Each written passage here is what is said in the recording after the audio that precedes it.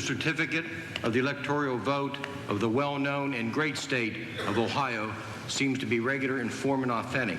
It appears therefrom that George W. Bush of the state of Texas received 20 votes for President. Dick Cheney for the state of Wyoming received 20 votes for Vice President. For what purpose does the member from Ohio rise?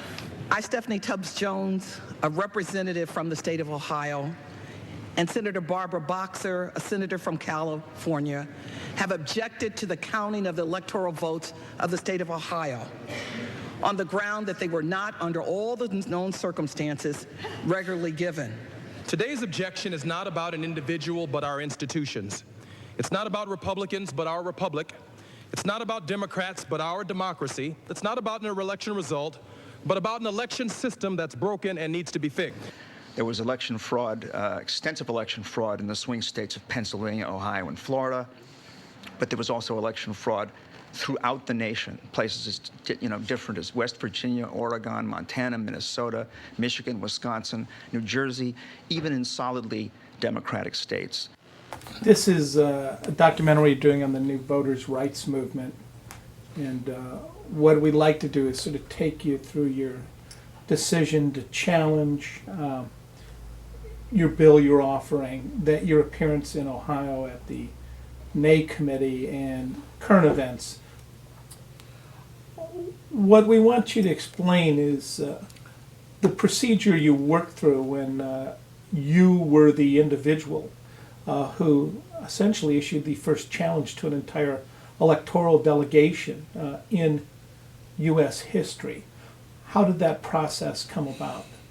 Well, I mean, I was intricately involved in the Kerry campaign and spent a lot of my focus or time on trying to assure that people had the right to vote and that once they voted, that their votes counted. We spent a lot of time trying to turn around programs and policies and directives that Secretary Blackwell had put in place with regard to provisional balloting, to get our Board of Elections to go a step further once there were people that were registered. Because what happened was, you have a lot of different organizations registering people. People register, they think that they are registered, they go on election day and realize that they're not. And there are means by which the Board of Elections could say to them, you forgot to cross this I or dot an I or cross a T. So I spent a lot of time doing that and was concerned about what was going to happen on election day. And as fate would have it, a lot of things happened across the state of Ohio with regard to election fraud in some instances, with regard to frustrating or people's right to vote. And after spending some time talking to some of my colleagues, people in the area who had been involved in this process with me over days and months and weeks, and talking to my colleagues on the Hill in Washington, I made a decision that the only way that we would focus the attention of the nation on voter reform would be for me to object to the Ohio vote. But I knew at this juncture that the last time that happened, my colleagues didn't have a senator, so that I needed to work on someone who would be willing to object on the Senate side. I had gotten a relationship growing with Senator Boxer. We spent about 5 days together when we were up in Alaska looking at how they clean shave mountains and the impact that it has on, I think it's the appropriate name is the Songus Forest. And so I began, my staff began having discussions with Senator Boxer, and then she and I had an opportunity to have some discussions. But one of the conditions was that I not reveal that we were having the discussions until she had made up her mind about what she was going to do, because there were other colleagues who wanted to object. Some people want to take the glory all for themselves, but I had a number of colleagues who were willing to object. But the dilemma was I was restrained by the confidence that I had with Senator Boxer. But once she agreed, it was just on from there. And but the real dilemma was trying to get the American public focused on voter reform and problems with voting versus the Republican argument that I just didn't like George Bush and I didn't want George Bush to become the president. I didn't want him to become the president. It's not that I like or dislike him. I dislike his policies. But the point was trying to say, and in my opening statement when I objected, I said, this is not done in hope or in anticipation that George Bush will not become the next president. But I know that if I don't stand up for all those thousands of young people that we inspired to go out and vote on election day and who were turned around, they're going to be frustrated because they're going to say, well, nobody stood up for me. No one said anything. They let them trample on my right, and not one of those members of Congress said a thing. Well, the Democratic National Committee has come up with an estimate that 3% of the people that attempted to cast votes never got to cast them. Where I come from in Columbus, the waits were from 3 to 7 hours. I was there in the inner city, and to a large extent, your stand, a lot of that information would have never came forward, or there wouldn't be a voter rights movement right now with your stand. Were you consciously aware that you were creating a new voters' rights movement with Senator Boxer on that day? You know what? And I don't by any means put myself in the league with a Rosa Parks, but I don't think Rosa Parks thought about her being willing to sit down would allow us to stand up, and that was not in my process. It was that here I was placed, I'm the only African American member of Congress in the state of Ohio. I'm in a position to raise the issue.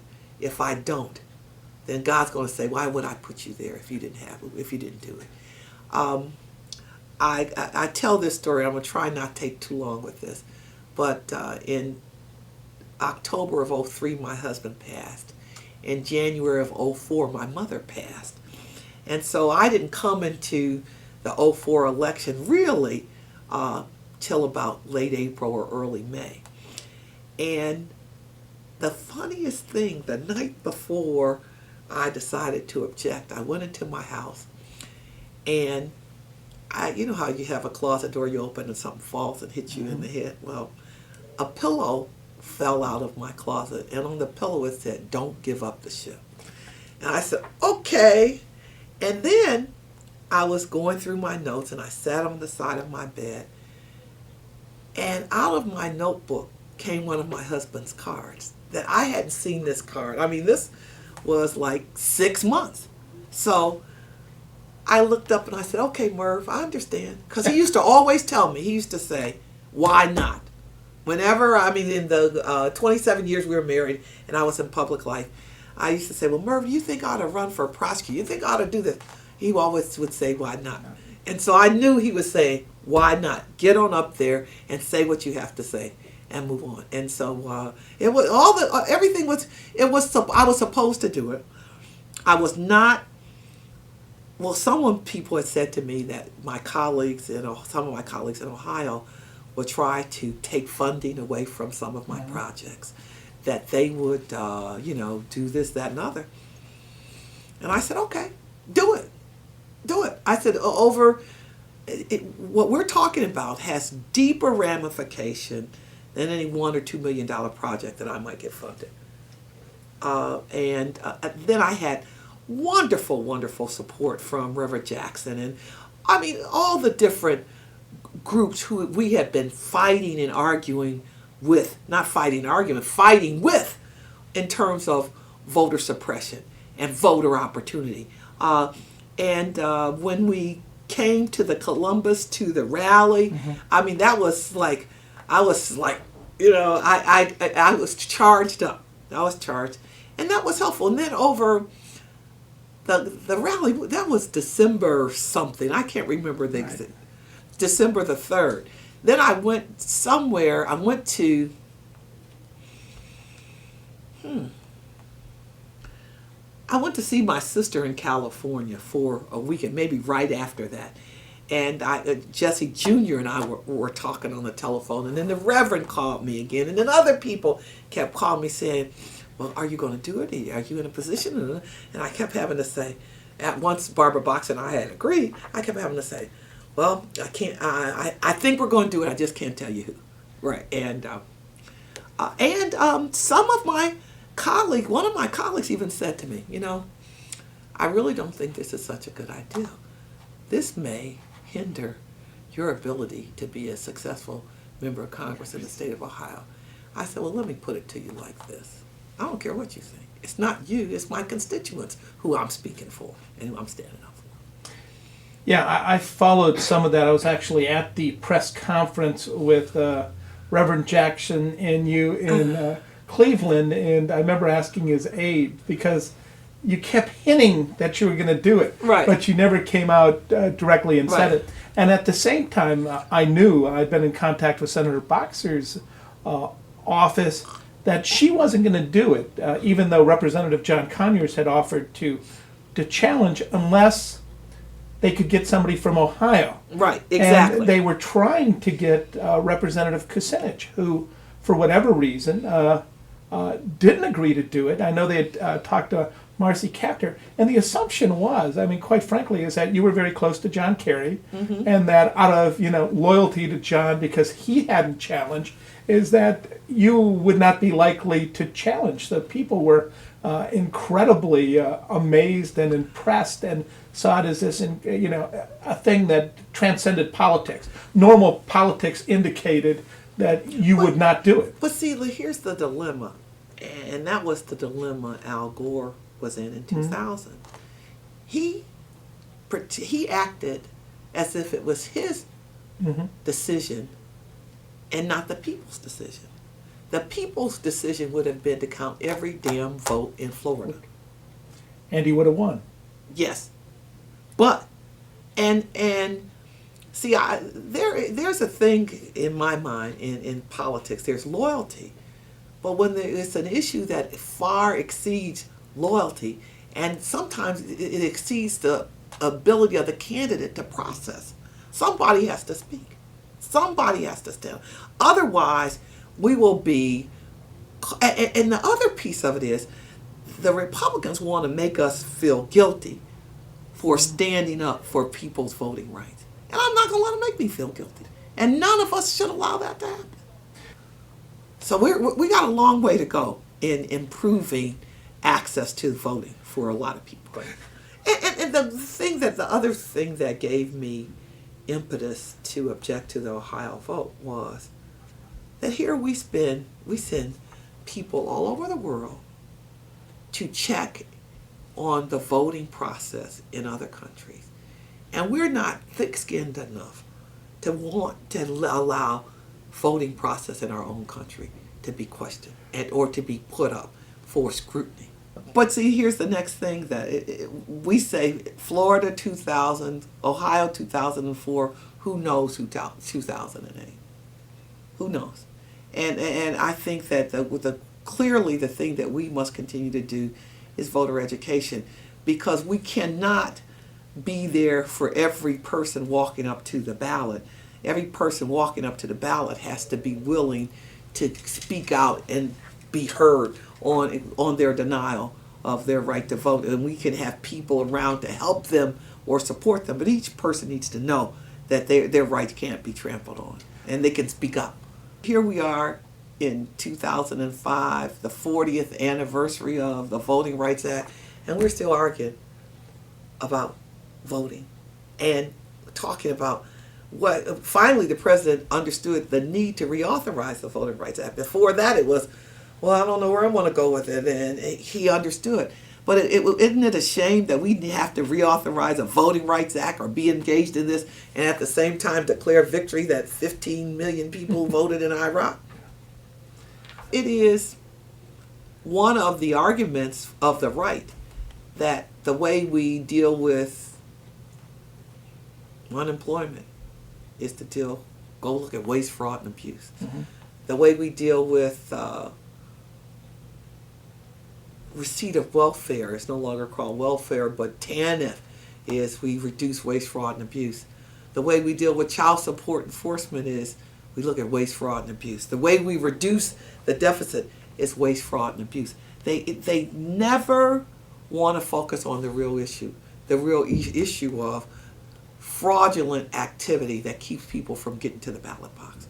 And until we get a wake up or a buy-in from a bunch of those women and guys who stay on that right, we're going to have dilemmas with elections in the United States of America. And we have to feel, those of us who feel and understand the depth of violation by keeping someone from being able to vote, have to stay on the battlefield and constantly move and talk about and be engaged in the denial of the opportunity to come to the ballot box.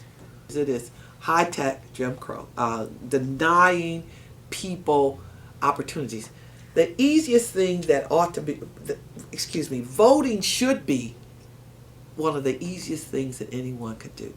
Like, we should be joyous that at the age of 18 that you take your children to the ballot box. I mean, it should be as big as a bar mitzvah, a coming out party, a rite of passage. And unfortunately, we haven't gotten to that point. I remember, as though it were yesterday, my husband and I going to vote on the day that was my son's first time to vote. And it was a great day for me because I'm a lady, but for him as well. And what he says is, they ask him, he's now 22, but about 2 years ago, maybe 3 years ago, we were somewhere and someone said, well, can we interview your son? And I said, sure, if he doesn't mind. And he says, they said, well, Mervyn, why do you go vote? He said, what do you mean? In my house, you eat, you breathe, you vote. There's no other option. So.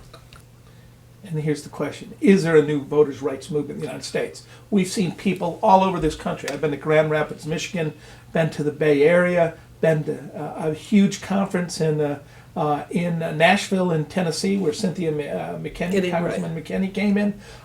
Is there the stirring of a new voters' rights movement in America? I sincerely believe that there is the starting of a new voter rights movement in the United States of America. And it starts with us. And it starts with the rest of those of us who are willing to speak out. And part of the reason I speak out is because I know there are those who are not in a position to speak out. They fear the loss of their job or disenfranchisement one way or another in their community.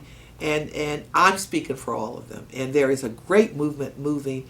And the other beauty of it is that it brings us together almost like back in the day.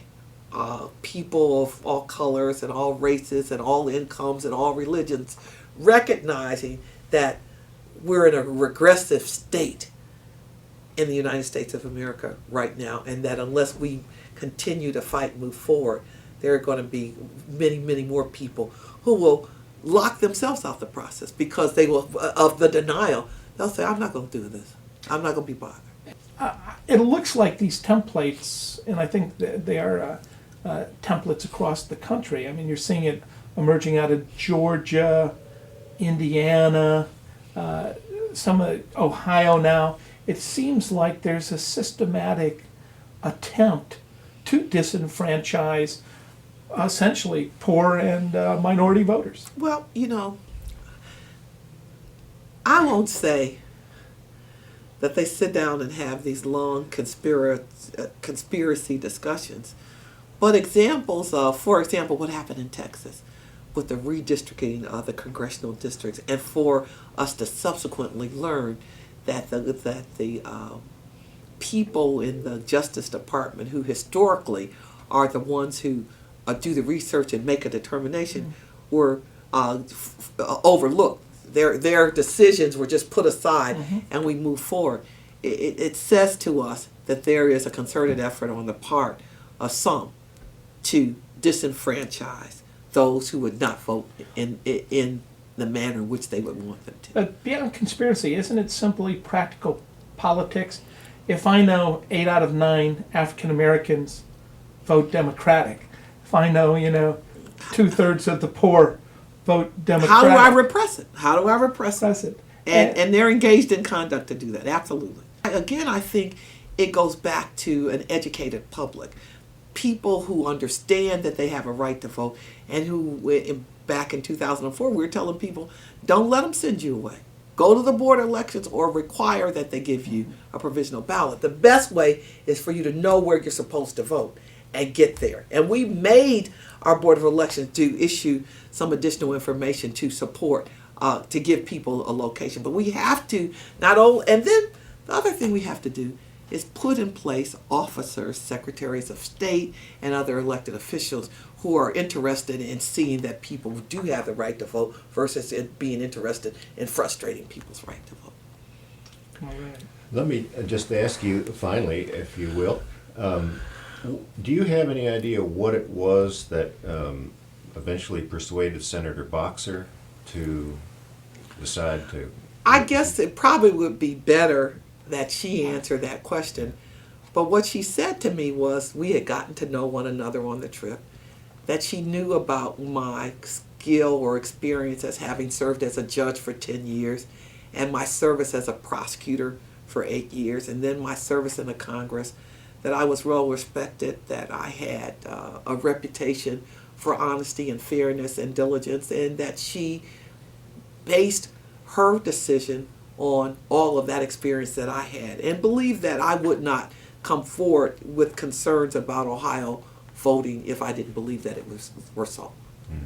And And that was a great statement. I mean, it made me feel really good that the senator would use me to help her make that decision. well, I know for a fact that while everyone was home between Christmas and New Year's for the first part, your staff was actually working Exactly. on the challenge when virtually nobody was in Washington. Yes, that's true. And I want to say thank you to my wonderful staff for all the hard work that they did in putting that together. But for them, I wouldn't have been ready. It is not only whether there is a law that exists, it's the person who's given the responsibility to implement the law. And there were a number of things that Blackwell could have done, Catherine Harris could have done, and others to make the process of voting much easier, much simpler, and less complicated. Okay. All right. Thank you. You're very Any welcome. final comments? I just want to thank the professor for continuing to document the activities of 2000 and 2004, and to thank both of you for being diligent enough to stay after me to get me behind this camera.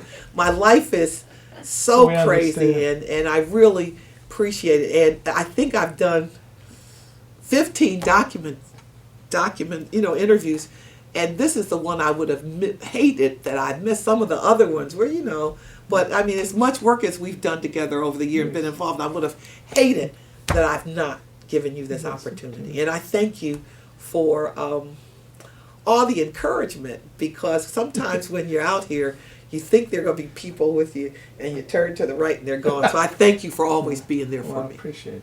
Thank you. I really Thank you. Absolutely. Absolutely.